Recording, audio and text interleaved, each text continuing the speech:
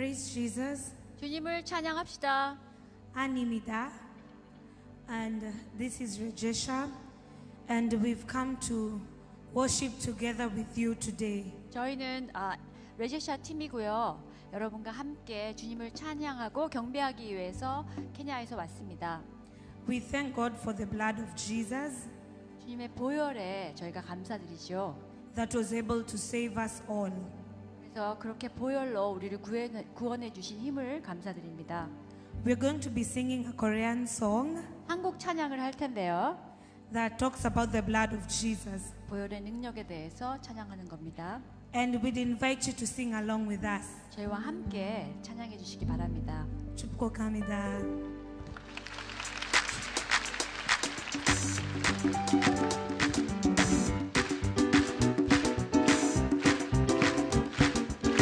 Come on, give it up for Jesus!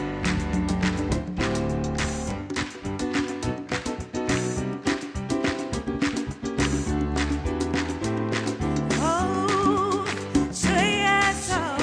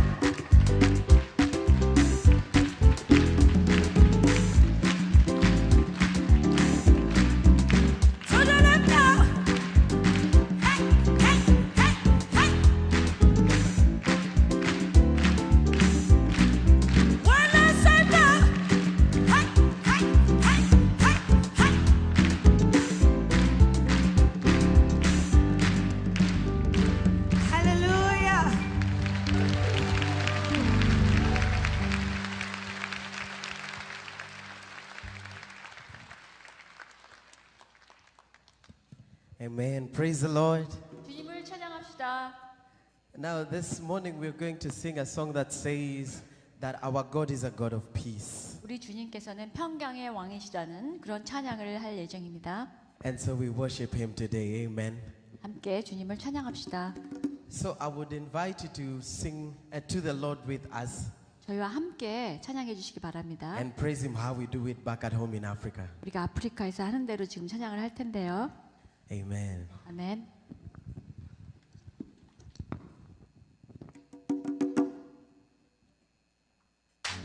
Now you can put your hands together like this.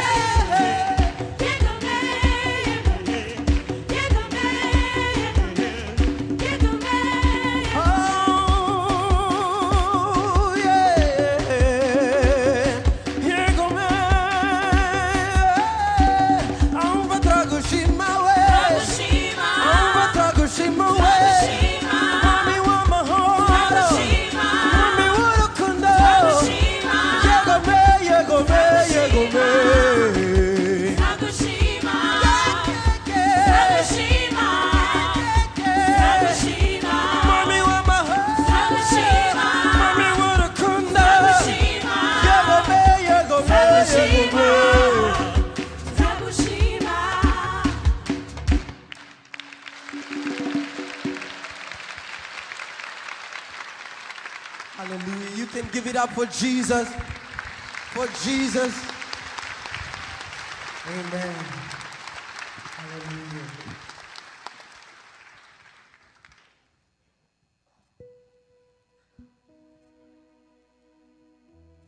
Hallelujah. We bless your name and we honor you. We love and appreciate you. There is no one else like you, Jesus. You deserve the glory and the honor. 아버지 사랑 내가 노래해. 아버지 은혜 내가 노래해. 그 사랑 변함없으신 거짓 없으신 성실하신 그 사랑 상한 때 걷지 않으셨네. 거저가는 등불 끄지 않는 그 사랑 변함없으신 거짓 없으신 성실하신 그 사랑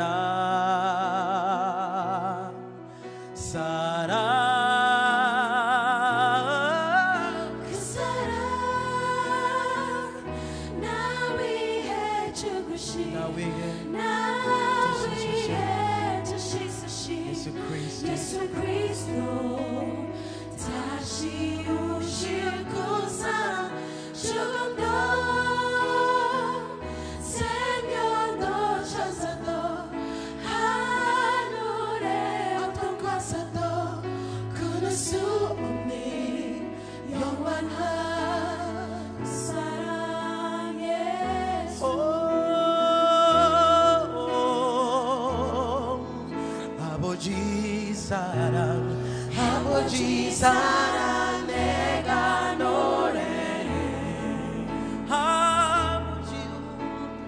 아버지 은혜 내가 노래해. 그 사랑 Like the Father's love reaches 변함없으신 down 거짓 없으신 성실하신 그 사랑 상한 곁에 걷지 않으시는 거저가는 등불 끄지 않는 그 사랑 변함없으신 거짓 없으신 성실하신 그 사랑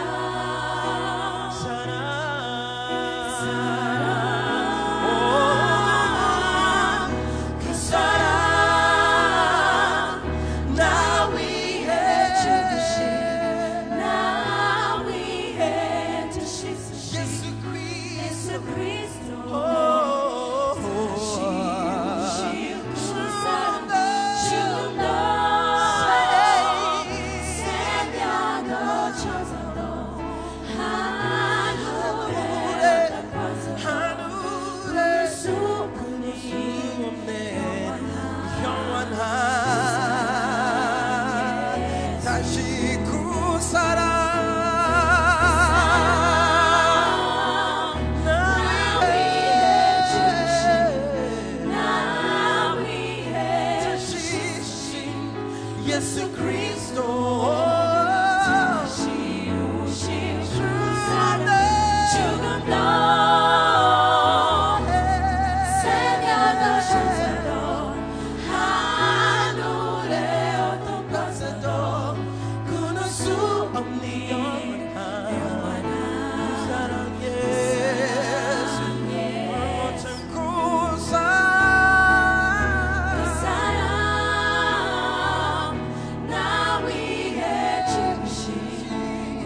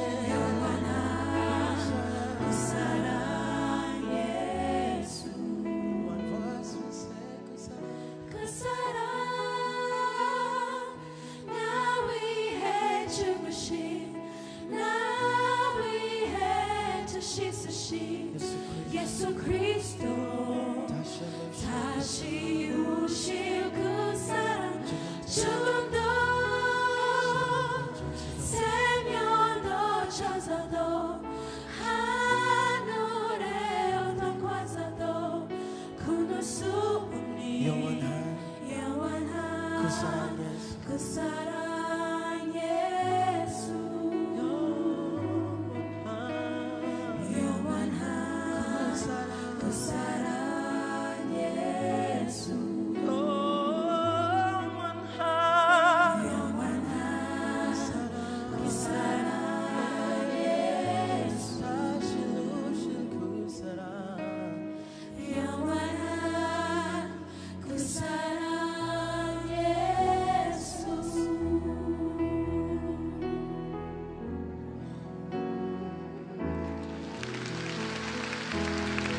축복합니다.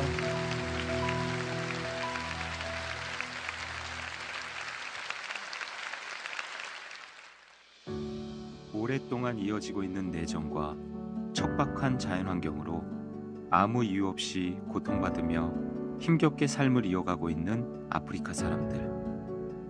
여전히 소외된 아프리카 땅. 이들에게 필요한 것은 스스로 성장할 수 있는 힘과 나라를 일으킬 리더십, 그리고 하나님의 복음이었습니다. 하늘의 소망과 축복, 감사를 이 땅에서 나누고 누리는 한샘치고 프로젝트. TMN팀은 1999년 8월부터 케냐 북부 광야 땅에서 그 당시 심각했던 강로 죽어가는 주민들에게 생수를 공급하고 또 그 땅에 있었던 전 아프리카 20여 개 국가에서 몰려왔던 약 20만 명에 가까운 난민들을 유엔과 함께 돌보고 그들에게 식수를 공급하고 보건 위생 교육을 실시하면서 이제까지 걸어왔습니다. 지난 1996년부터 척박한 아프리카 땅에 시원한 우물로 세상의 따뜻한 손길을 전하며 사역을 이어오고 있는 팀앤팀.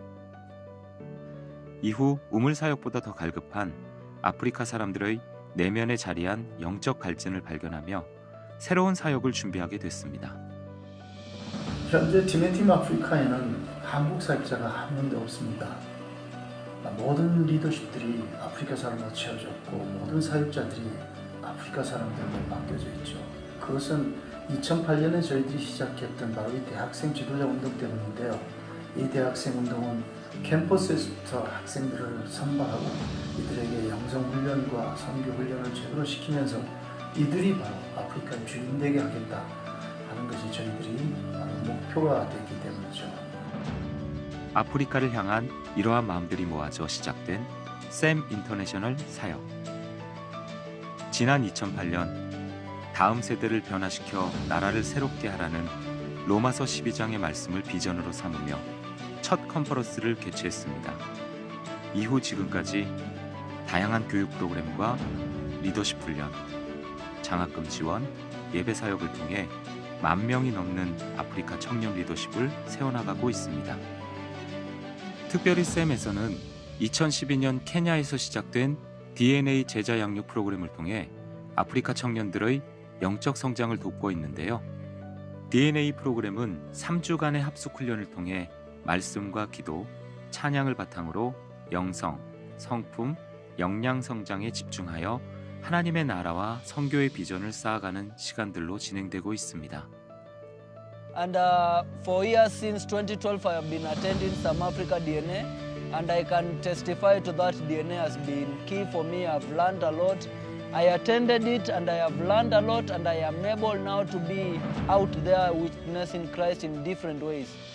2018년 올 한 해 샘 DNA 제자 양육 프로그램은 우간다, 케냐, 문바사에서 진행될 예정인데요.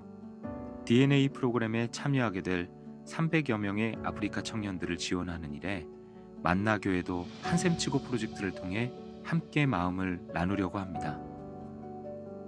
지난 10년 동안 이 샘 하베스트 컨퍼런스를 통해서 10,000명 이상이 도전을 받고 이미 세상 속에서 아주 중심적인 지도자 역할을 하고 살고 있고요. DNA 훈련을 통해서 핵심 지도자로 훈련받은 사람은 1,000명이 넘죠. 그리고 특별히 여러분들에게 감사한 게 바로 이 장학금 프로그램인데요. 만나교회와 휴먼 브릿지가 바로 중심에 서 있었고 우리가 아마 이 일이 만나교회 지원이 없었다면 쉽게 올 수 없었던 그러한 프로그램이기도 합니다. 아마 20년 뒤에는 이 샘 운동을 통해서 흘러나온 학생들이 전 아프리카의 사회, 경제, 정치 모든 분야에 놀라운 지도자 역할을 하리라고 저희 기대합니다. 말씀으로 무장된 리더를 통해 아프리카 스스로가 일어설 수 있게 도우는 샘 DNA 제자 양육 사역. 희망을 잃어가고 있는 땅 아프리카에 생명을 전하는 축복의 발걸음에 함께 동참해 보는 건 어떨까요? 한샘치고 프로젝트, 우리가 누릴 수 있는 작은 권리 하나를 포기함으로써 꺼져가는 등불에 빛을 밝히며 하나님의 복음을 전하는 일입니다.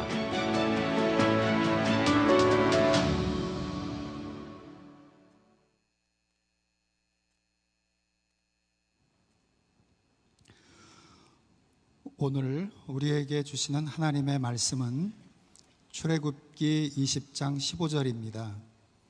출애굽기 20장 15절입니다. 도둑질하지 말라. 이는 살아계신 하나님의 말씀입니다. 아멘.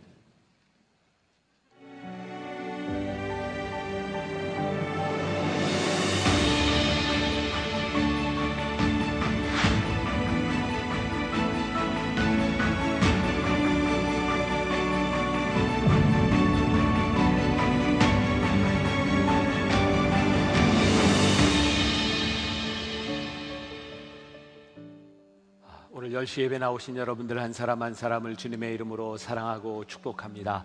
이 시간에도 인터넷으로 또 세계 곳곳에 흩어진 우리 성도들을 우리 축복했으면 좋겠습니다. 두 손 들어 주님의 이름으로 축복합니다.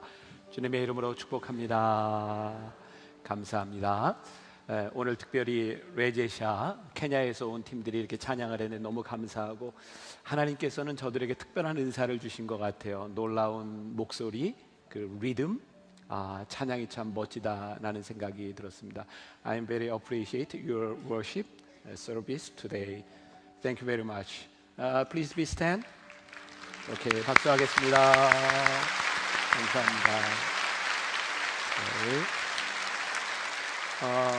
저희 교회가 오래전부터 우리 아프리카의 청년들을 이렇게 양육하는 일들을 함께 하고 있는데, 오늘 왜 한샘치고 프로젝트를 여러분들에게 이야기하느냐면, 대학생들을 위한 이런 컨퍼런스를 저희들이 잘 후원을 하다 보니까 너무 잘 돼요. 그리고 청년들이 많이 동참하기 시작했고, 이제 그곳에서 제자 훈련을 받는 청년들이 있는데, 올해 우리들이 책정했던 예산을 가지고 하기에는 많은 청년들이 훈련을 받지 못하는 상황이 되었습니다. 그래서 한 2천만 원 정도가 훈련 비용으로 부족하다 그래요. 저는 또 감동이 되면 제가 그냥 그건 우리가 부담합니다, 그렇게 얘기를 해버렸어요. 그리고 책임은 여러분들이 지시면 되는 거예요. 너무 감사하잖아요. 근데 그렇게 큰 비용은 아니지만 2천만 원 정도 되는데, 우리가 오늘 커피 한 잔 먹은 셈 치고 여러분들이 또 헌금을 하고 나가시면 충분히 채워지리라고 생각을 하고, 저 청년들은 그냥 일 없는 청년들이 아니라 아프리카를 책임질 청년들입니다. 그들을 통해서 나라가 세워지게 될 것이고, 이 일을 우리들이 하는 일이기 때문에 의미 있는 일이 되리라고 생각합니다. 여러분들이 기쁨으로 이렇게 헌금하고 가시면 됩니다. 참 우리 구조가 너무 감사하죠. 일은 제가 저지르고 책임은 교인들이 지고, 그리고 하나님의 일이 이루어지고. 자, 여러분들에게 부탁합니다. 네, 이제 더 이상 얘기하지 않겠습니다. 자, 오늘 10계명 8번째 계명, 도둑질하지 말라.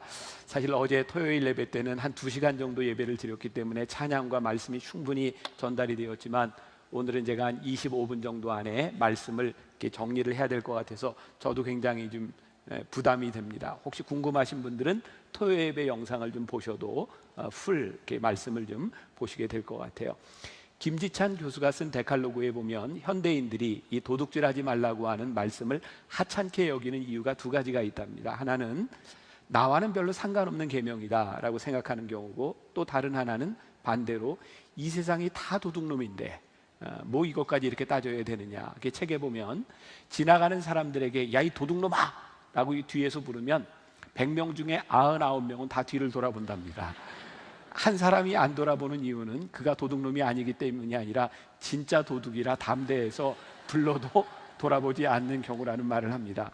그 책에 모리스 위라고 하는 목사님에 대한 이야기가 나오고, 그 그림을 하나 소개하고 있습니다. 저기에 정육점 주인이 닭을 팔고 있습니다.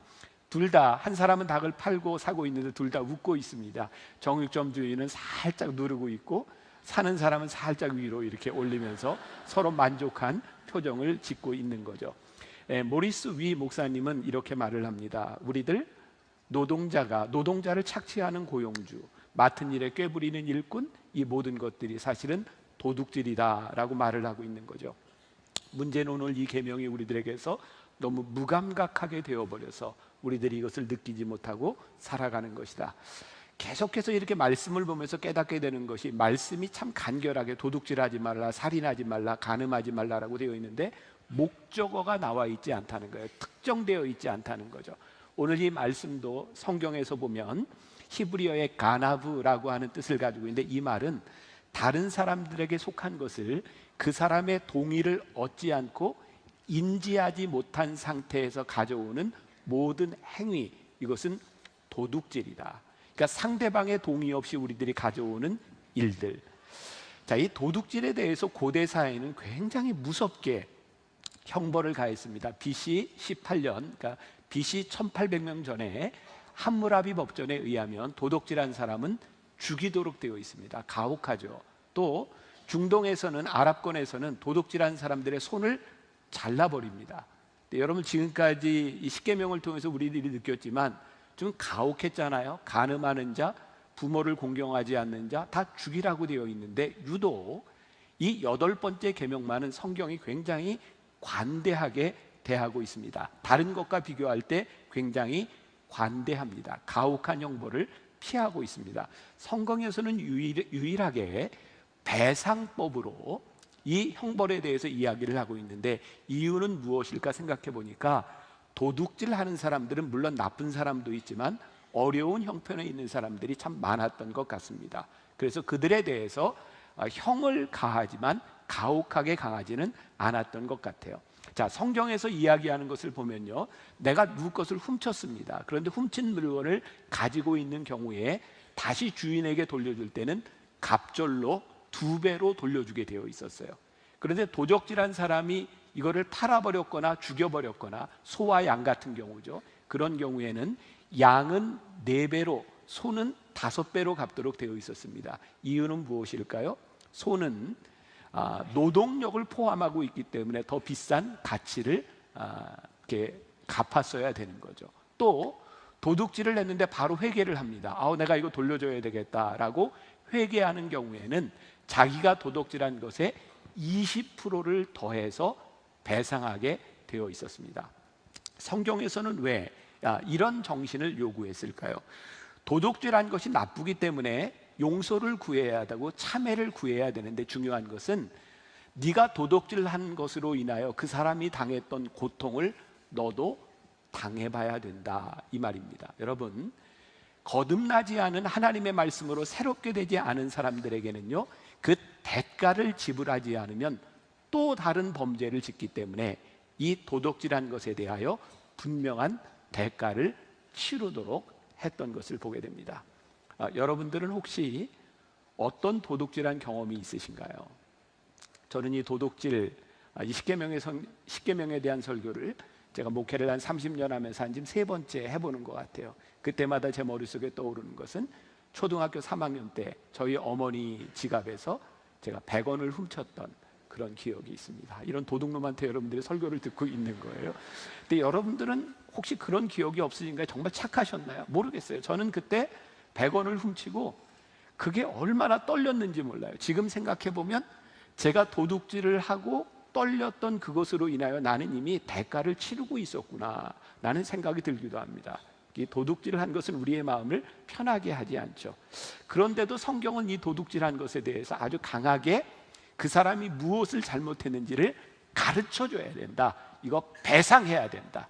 단순히 회개하는 것으로 끝나는 것이 아니라 그 고통을 느껴야 된다라고 말을 하고 있죠. 제가 요즘 참 감사한 건 우리 아이가 군대가 있어서 이 설교를 못 듣기 때문에 요즘 제가 편안하게 이야기를 합니다. 그전에는 한번 우리 아이 얘기를 하려면 이놈이 한번 예화하면 5만 원을 달라, 또 뭐 이렇게 얘기하면 교회를 옮긴다 막 이래서 힘들었는데 훈련 가서 못 듣고 있어서 다행입니다. 이놈이 초등학교 1학년 때니까 20년 전이었던 것 같아요. 한 번은 집에 들어왔는데 초등학교 1학년짜리가 자기 방문을 걸어 잠그고 있는 거예요. 엄마 아빠가 보면 분명히 뭔가 수상한 거죠.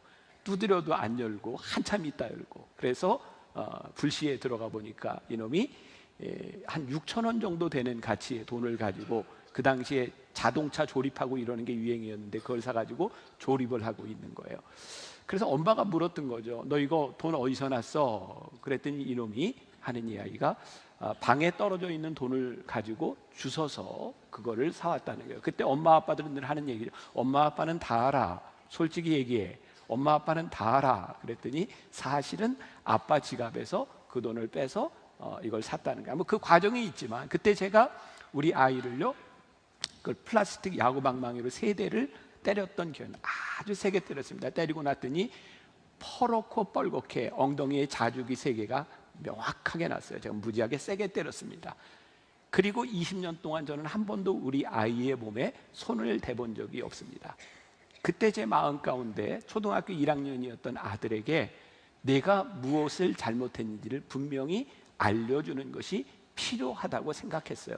저는 지금도 그때 아이를 때렸던 것에 대하여 모르겠어요. 요즘 사람 기준으로 제가 차일드 어뷰즈를 했는지 뭐 이렇게 누가 고소를 할지 모르겠지만, 공소시효가 지났기 때문에, 20년이 지났기 때문에 제가 하는 이야기인데, 성경에서 왜 자식을 때로 채찍으로 또 자식을 때리며 교육하라고 했는가라고 하는 것은 자식이 믿기 때문이 아니라 그 자식이 무엇을 잘못했는지 마음에 새겨줘야 그 자식이 크면서 그 잘못을 저지르지 않는다고 말씀하는 것은 아닐까. 그래서 오늘 이 도둑질하지 말라고 하는 이 계명 가운데서 하나님은 우리들의 습성을 바꿔놓고 우리들의 삶을 바꾸어 놓는 것을 목적하며 우리들에게 이 말씀을 하고 있다는 거죠.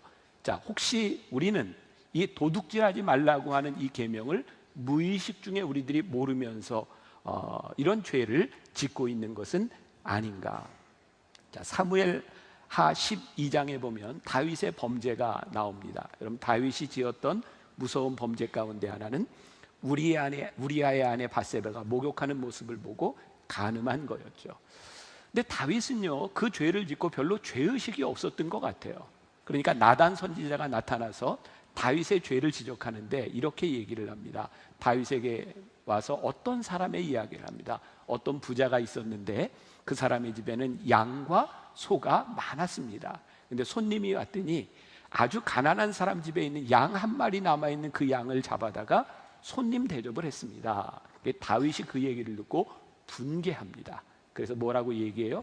당장 그놈에게 4배나 갚도록 해라. 자, 이제 생각이 나는 거죠. 남의 양을 훔쳤을 경우에는 4배나 갚도록 해라. 그런 법이 있었던 거예요. 그러니까 다윗이 화가 나서 4배나 갚도록 해라 라고 했더니 나단이 얘기합니다. 그 사람이 당신입니다.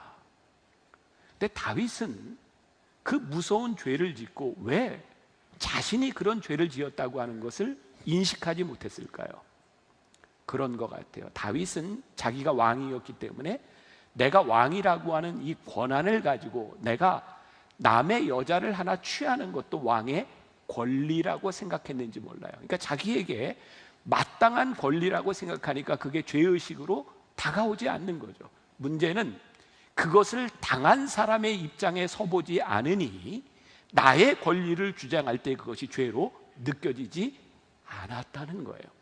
그래서 이 도둑질하지 말라고 하는 것은 철저하게 도둑질한 사람의 입장에서 이 법을 이야기하고 있는 것이 아니라 도둑질을 당한 사람, 그 피해를 당한 사람의 마음을 우리들이 헤아려야 이 율법을 지킬 수 있다는 것을 우리들에게 말씀하고 있는 거죠. 그러니까 우리들이 정당화하는 것들이 많은 거예요. 제가 몇 가지 예를 들어보려고 합니다.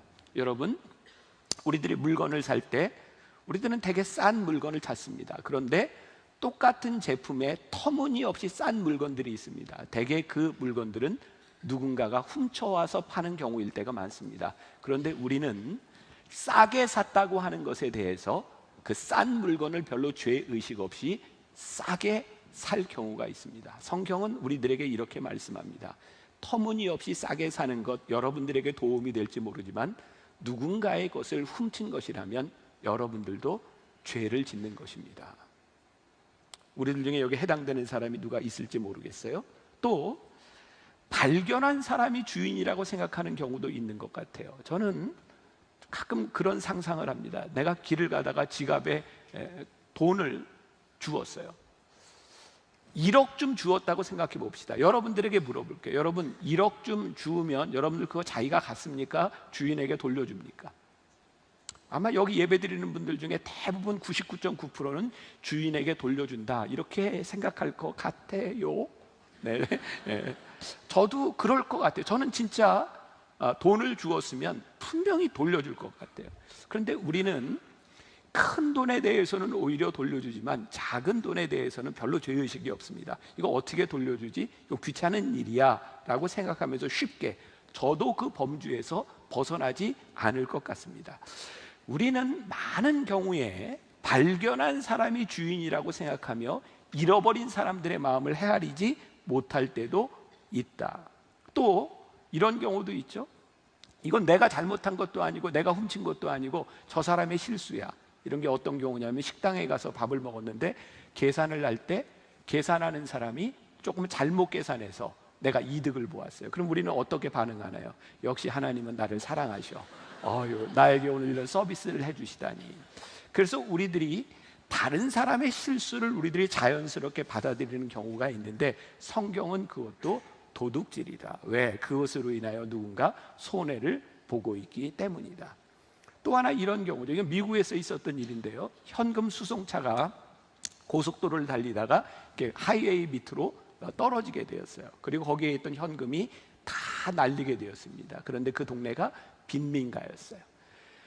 이 현금차에서 이렇게 떨어진 그 돈을요, 사람들이 다 주워갔는데 아무도 가져오는 사람이 없었습니다. 그 책에서는 이렇게 이야기를 하죠. 그들은 가난한 사람들이었기 때문에 이것은 하나님이 우리들에게 주신 선물이다 생각하고 가져갔다는 거예요. 자, 여러분, 이 도둑질은요, 우리들에게 그런 판단을 내리게 하기도, 우리들에게 그런 유혹이 되기도 합니다. 이것이 정말 하나님의 선물인지 아니면 유혹인지. 내 것이 아닌 것이 불의한 일로 우리들에게 다가올 때 그것은 선물이 아니라 유혹인 경우가 참 많습니다.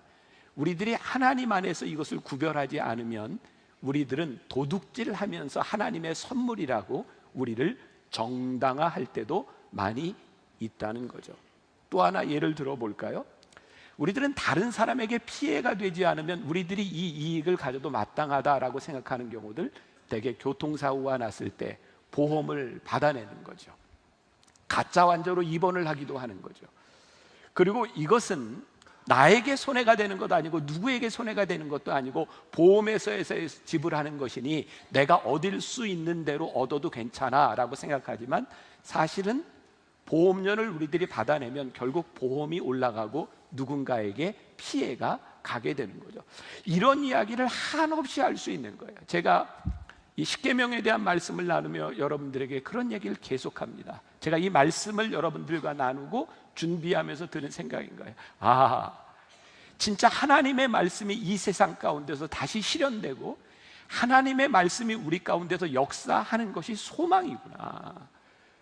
우리들이 이 말씀이 우리들에게 적용될 때 이 사회가 변하고 우리들의 관계들이 변하는 것이지, 정말 이기적인 이 사회 가운데서 이 하나님의 말씀이 사라진다면 우리는 결국 누군가에게 피해를 주고 누군가를 힘들게 하며 살아갈 수밖에 없는 일이구나. 여러분, 우리들은 쉽게 그렇게 하죠. 예전에 남의 전기가 가는 거 전기 끌어쓰기도 하고, TV에 들어가는 선을 우리들이 끌어쓰기도 하고, 인터넷 선을 끌어쓰기도 하고, 우리는 그동안 불법 복제된 프로그램들을 많이 쓰기도 시작했어요. 저희 교회는 참 오래전부터 저희 교회에 있는 모든 소프트웨어를 정품으로 다 사도록 했어요. 처음에 그것을 바꿀 때 한 번에 바꾸는데 소프트웨어 비용만 4천만 원 이상이 들어갔어요. 굉장히 큰 돈이었어요. 그런데 그 당시에 제가 십계명 설교를 준비하면서 이거 도둑질하는 것이다라는 생각이 들었어요. 누군가가 힘들어 만든 이 일들을 누군가 불법으로 복제하는 일, 이거 도둑질하는 일이다. 여러분, 이 사회가 정당하게 가기 위하여 내가 손해를 보는 것 같지만 이것이 정직한 일이라면 우리가 이득을 얻는 것 같지만 이것이 도둑질하는 것이라면 우리들이 하나님 앞에서 정당하게 보기 시작할 때 이 사회가, 이 세상이 바뀔 수 있는 것이죠. 성경은 또 우리들에게 이야기합니다. 여러분, 도둑질은 단순히 남의 것을 훔치는 그런 것을 넘어서서 불로소득도 도둑질하는 것입니다. 제가 가끔 그런 이야기하죠. 예수 믿는 사람들 로또 사지 마시라고. 여러분들, 예수 믿는 사람들 복권 사지 마시라고. 그거 도둑질이라고. 왠지 아세요? 복권에 당첨되는 순간 그것은 정당한 노동의 대가가 아니라 모든 사람들이 잃어버린 돈을 내가 가져오는 것이기 때문에 이게 정당한 일이 아니라고. 여러분, 우리들이 성경 앞에서 우리 믿는 사람들의 가치가 세워지면 우리들이 해야 될 일들이 분명해지는 거죠. 성경은 이야기합니다. 뇌물을 바치는 것, 그거 도둑질하는 일이다. 왜? 정당하지 못한 재물을 통하여, 뇌물을 통하여 우리들이 더 많은 것을 얻는 것은 도둑질하는 것이다. 성경은 또 무섭게 부정직한 상거래에 대해서 말씀하고 있어요. 그거 도둑질하는 것이다. 성경은 고리대금에 대해서 이거 도둑질이라고 말씀하고 있고 무섭게 질책하고 있어요. 제가 또 그런 생각을, 전 참 비현실적인 생각을 하고, 저는 목사니까 이런 이야기를 한다고 해도 어쩔 수 없지만 우리가 사는 세상에 금리라는 게 있어요. 보통 사람들이 대개 받는 금리가 있고 또 보편적으로 받는, 누군가에게 전세를 주고 월세를 받고 정당한 일들이 있습니다. 그런데요, 저는 우리가 예수를 믿기 때문에 정당함을 조금 더 넘어서는 삶을 살아갈 수 없을까? 제가 이상주의자라고 생각할지 모르지만 내가 살아갈 수 있는 여유가 있다면 내가 누군가에게 월세를 주고 전세를 주고 누군가에게 빌려줄 때 보편적인 기준보다 조금 덜 받아도 내가 살 수 있다면 내가 하나님을 믿는 사람이기 때문에 하나님의 마음으로 조금 덜 받아주세요. 우리 그렇게 살 수 없을까요?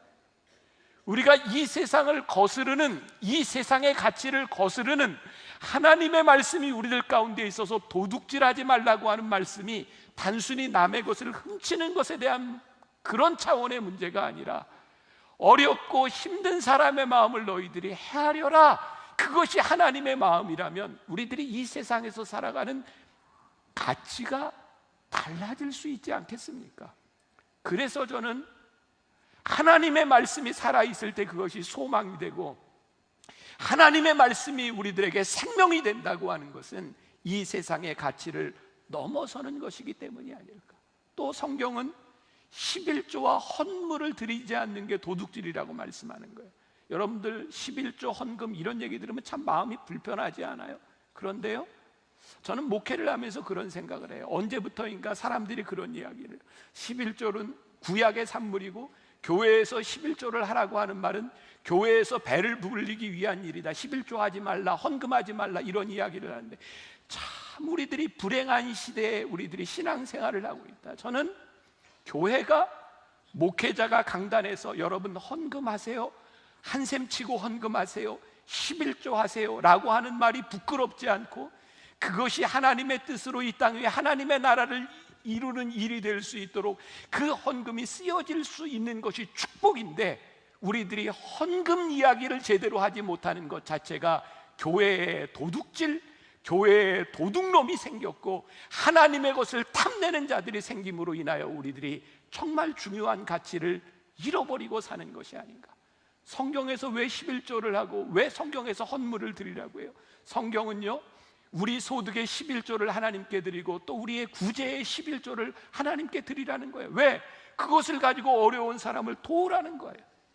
교회가 교회 건물과 교회가 교회 일을 위해서 쓰기 위한 것이 아니라 하나님이 이 땅 위에 계신 하나님의 가치를 위하여 우리들의 소득이 쓰여질 수 있도록 우리들에게 말씀하고 있는 그 가치를 잃어버리는 것이 우리들에게 불행한 일이라. 어떤 교인이 제 아내한테 그런 이야기를 했대요. 저희가 토요 예배를 시작한 지 한 5주쯤 됐는데 정말 초신자 처음 교회를 나오는 사람인데 그분이 그런 걱정을 했대요. 교회가 토요 예배를 드리면 문제가 생기지 않을까 그렇게 걱정을 했는데 그분이 이제 3부 예배를 나오게 된 거죠. 지금 2부 예배는 토요 예배를 드리면서 1부 예배를 안 드리다 보니까 지금 사람들이 너무 많아서 힘들어졌고 3부 예배는 조금 여유가 있어서 이제 토요 예배로 흡수가 됐어요. 근데 그분이 3부 예배 나왔는데 본인이 나왔을 때보다 교인이 줄은 거예요. 그분이 걱정이 된 거예요. 목사님이 토요 예배 얘기해서 교인이 줄었나 봐. 근데 그 주에 제가 한번 11조 얘기를 했던 것 같아요. 제가 헌금 얘기 안 하는 사람인데 집에 와서 목사님이 교인이 줄으니까 11조 얘기를 다 하네 하고 막 걱정을 했던 것 같아요. 뭐 그런 거 아니에요. 저는 여러분들에게 헌금 얘기 별로 안 하는 사람이에요. 그런데요, 정말 우리들에게 중요한 가치가 있더라고요. 하나님께서 우리들에게 주신 것을 감사하는 마음과 하나님이 주신 것을 하나님의 것으로 제대로 사용하는 것, 그것이 하나님께서 우리들에게 주시는 너무나 귀한 마음이라는 거예요. 저도 제가 목사로서 실천을 하거든요. 저도 10의 2조 정도를 제가 헌금을 하고 어려운 사람을 돕는 일에 쓰고 있어요. 물론 여러분들은 저와 상황이 틀리다고 할 수 있어요. 그런데요, 하나님께서 우리들에게 주시는 축복은 뭔가 생각해 보니까 우리가 모으는 것에 있는 것이 아니라 하나님이 우리들에게 주신 것을 흘러가게 하는 것이 축복이라는 생각이 들어요. 저 어렸을 때 생각이 나요. 옛날에는 저희 아버님 세대, 여러분들 세대 그랬죠. 월급을 은행으로 받는 게 아니라 이렇게 봉투로 받아요. 저희 아버님도 교회에서 목회를 하셨으니까 월급을 받고 이렇게 오시면 월급을 받아가지고 오신 그 저녁에 우리 사남매를 다 불러놓고 용돈을 주셨다고요. 제 기억에 중학교 2학년 때 제가 받았던 용돈이 5,000원이었던 것 같아요. 저희 형도 받고 저도 받고 누나도 받고 여동생도 이렇게 받는데, 저는 아버님이 용돈을 주시면 그 5,000원을 한 달 동안 잘 나눠서 써본 적이 별로 없어요. 늘 한 달 가기 전에 떨어졌던 것 같아요. 그럼 저는 아버지에게 이렇게 이야기를 했어요. 아버지, 용돈이 떨어졌는데요. 그럼 저에게 분명히 이렇게 얘기했어요.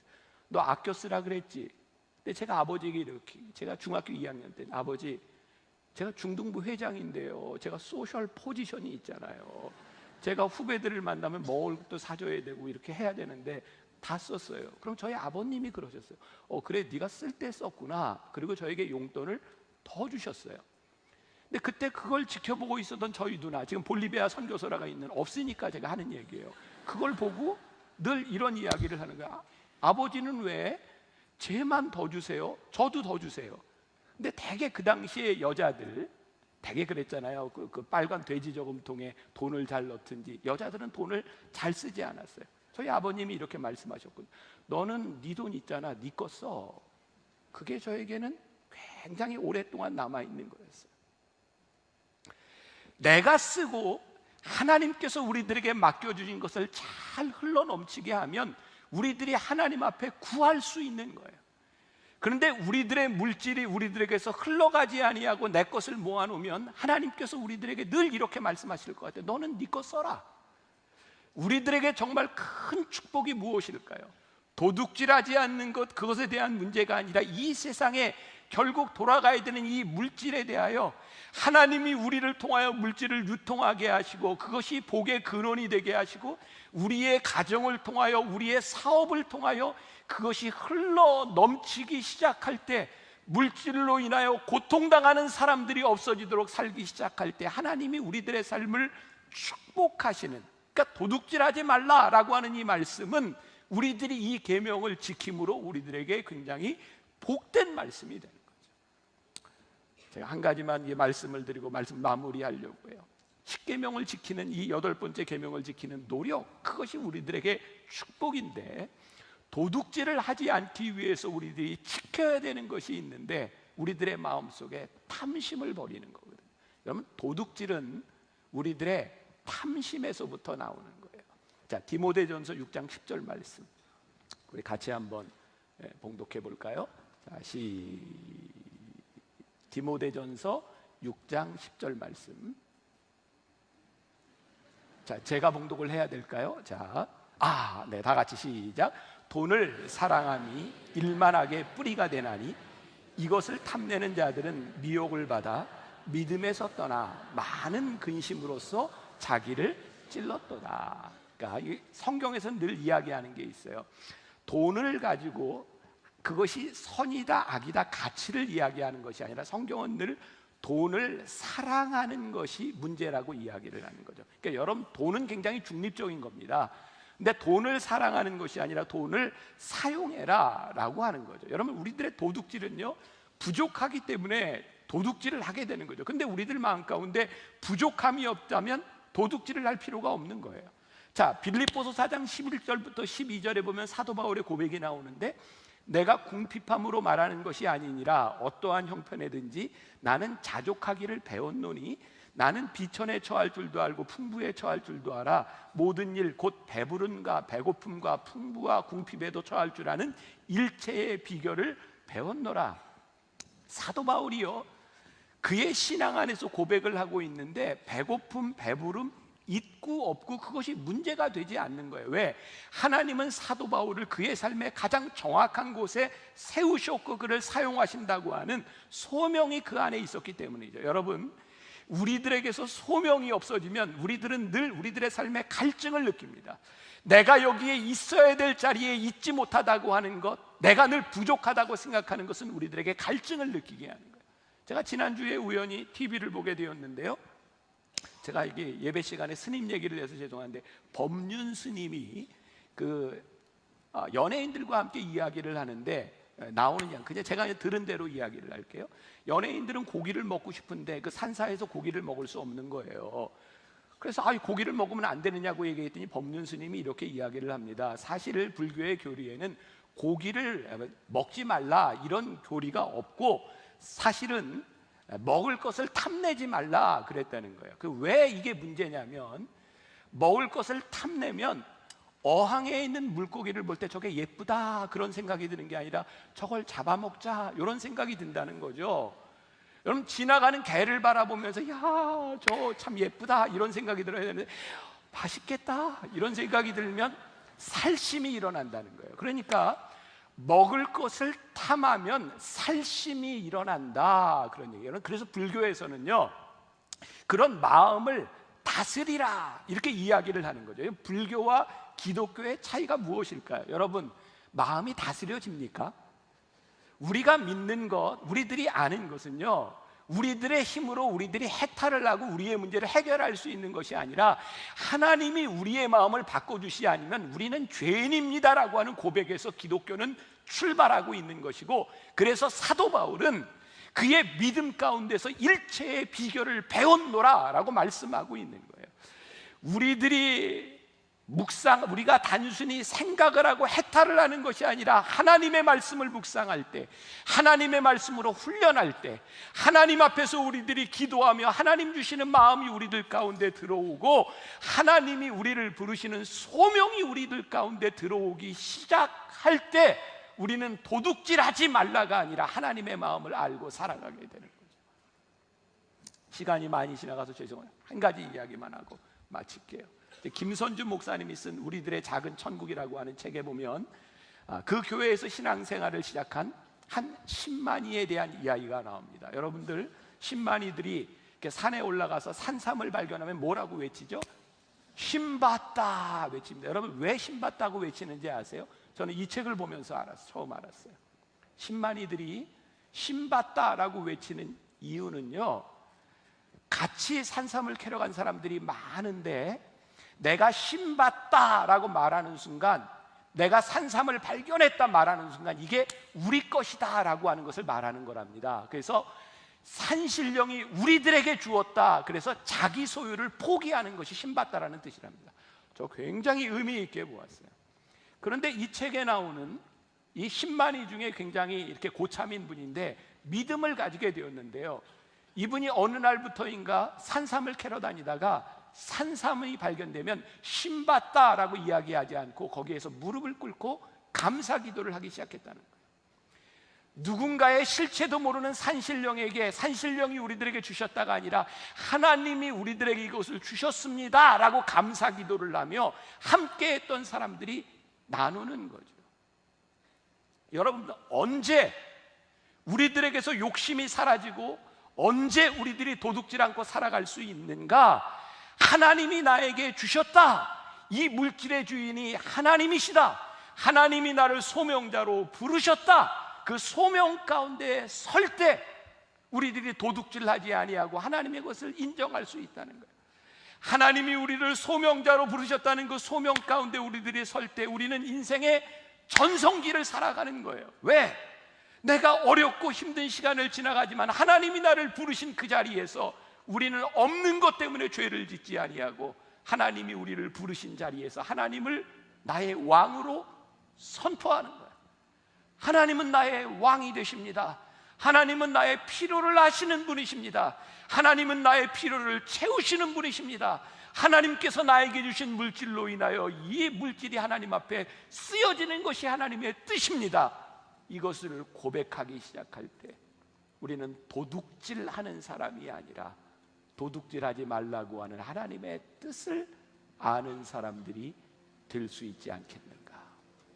사랑하는 여러분, 이번 한 주 도둑질하지 맙시다. 도둑질하지 말자라고 하는 의미는 하나님을 왕으로 선포합시다, 이런 의미입니다. 우리 같이 찬양하며 우리 하나님을, 왕이신 하나님을 고백하며 여러분들이 소명을 가지고 믿음을 가지고 이 세상으로 나갈 수 있기를 주님의 이름으로 간절히 축원합니다. 우리 같이 찬양하겠습니다.